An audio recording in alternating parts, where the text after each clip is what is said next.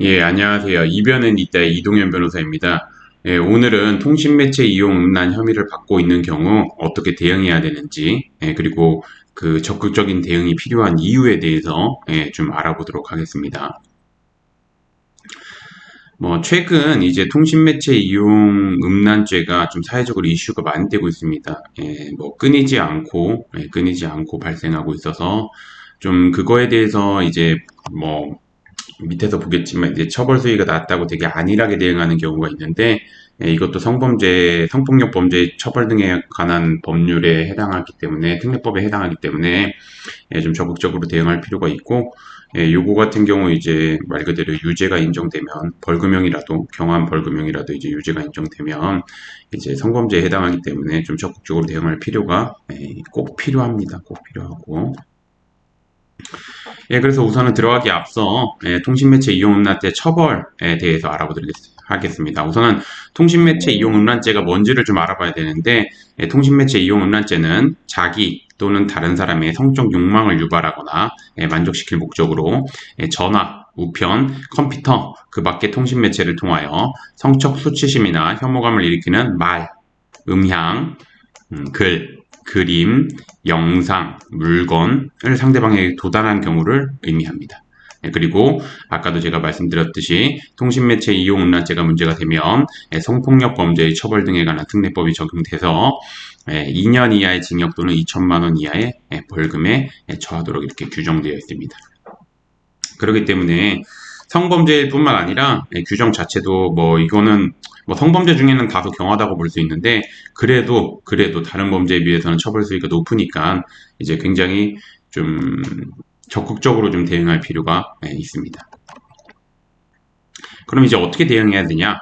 통신매체 이용문화죄가 문제가 된 경우 수사기관 같은 경우 수사기관은 이제 보통 이제 피해자가 제출을 합니다. 피해자가 이제 보통은 이제 통신매체 이용문화죄가 문제가 되는 경우는 보면은 이제 피해자한테 성적인 메시지를 보내는 경우가 대부분이고 아니면 성적인 영상이나 메시지 아니면 전화를 통해서 하는 경우가 있는데 이 경우 이제 피해자들은 요즘 같은 경우 이제 녹음 기능이나 캡처 기능 이런 게 다 있기 때문에 그런 거를 다 제출합니다. 보면은 피해자가 제출한 녹음 파일, 메시지 이런 거를 이제 객관적인 자료를 확보한 상태에서 수사기관이 조사합니다. 즉 이제 피해자가 그런 녹음 파일이나 일단 말 그대로 가해자가 보낸 녹음 파일 아니면은 그러니까 가해자랑 통화한 내역을 녹취한 녹음 파일 그 다음에 이제 그 가해자가 보낸 문자 메시지가 이렇게 떠 있는 캡처 사진, 그리고 이제 가해자가 보낸 영상,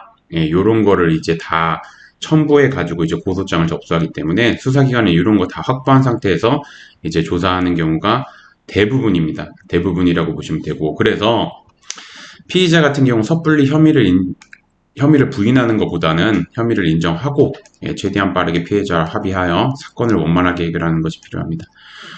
통신매체 이용 음란죄는 친고죄나 이렇게 반의사불벌죄는 아닙니다. 그렇기 때문에 합의가 된다고 해서 거기서 이제 공소권 없음으로 정리가 되거나 이런 거는 아니지만 피해자의 합의는 매우 중요한 양형 요소이기 때문에 좀 빠르게 합의하는 게 필요하고 가뜩이나 초범인 경우에는 피해자와 빠르게 합의하고 행위 태양이 경미한 경우에 기소유예 즉 검사가 한번 봐주는 기소유예 처분을 받을 수 있기 때문에 이렇게 좀 빠르게 대응할 필요가 있습니다. 그렇기 때문에 좀 필요하다면 이제 변호사님의 도움을 받아서 적극적으로 대응하는 것이 꼭 필요합니다. 꼭 필요하고 그래서 정리를 하자면 요즘에 좀 오해를 많이 하는데 통신매체 이용음란죄가 문제가 되면 가벼운 처벌을 받을 것이라고 오해를 하는데 요즘에 좀 통신매체 이용음란죄가 사회적으로 이슈가 됨에 따라서 결코 가벼운 처벌이 내려지진 않습니다. 저도 이제 실무적으로 실무를 하고 있는 입장에서 보면은 이제 결코 이렇게 가벼운 처벌 내리지 않고 요즘은 좀 다소 사안에 비해서 다소 좀 세다고 생각할 정도로 나오는 경우가 종종 있기 때문에 안일하게 생각해서 대응해서는 절대 안 됩니다.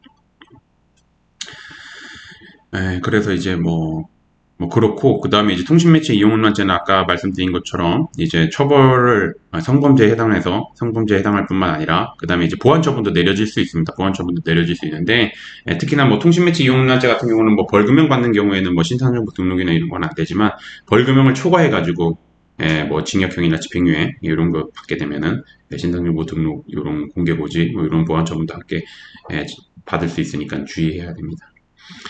그래서 결론은 뭐냐면 이제 혼자 통신매체 이용음란죄를 정확히 알고 혼자 대응할 수 있으면은 혼자 대응하면 되는데 이런 거를 정확하게 모르는 경우에는 좀 변호사님 도움을 받는 필요가 있습니다. 그리고 뭐 비록 혐의를 인정한다고 하더라도 이제 그 혐의 인정하는 경우에도 이제 어떻게 대응하느냐에 따라서 결과가 확연히 달라지는 만큼 좀 이런 사건 관련해 가지고 많이 진행해 본 변호사님 도움 받아서 좀 최대한 이제 경미한 처분을 받을 수 있도록 경미한 처분이나 처벌을 받을 수 있도록 대응하는 것이 필요합니다.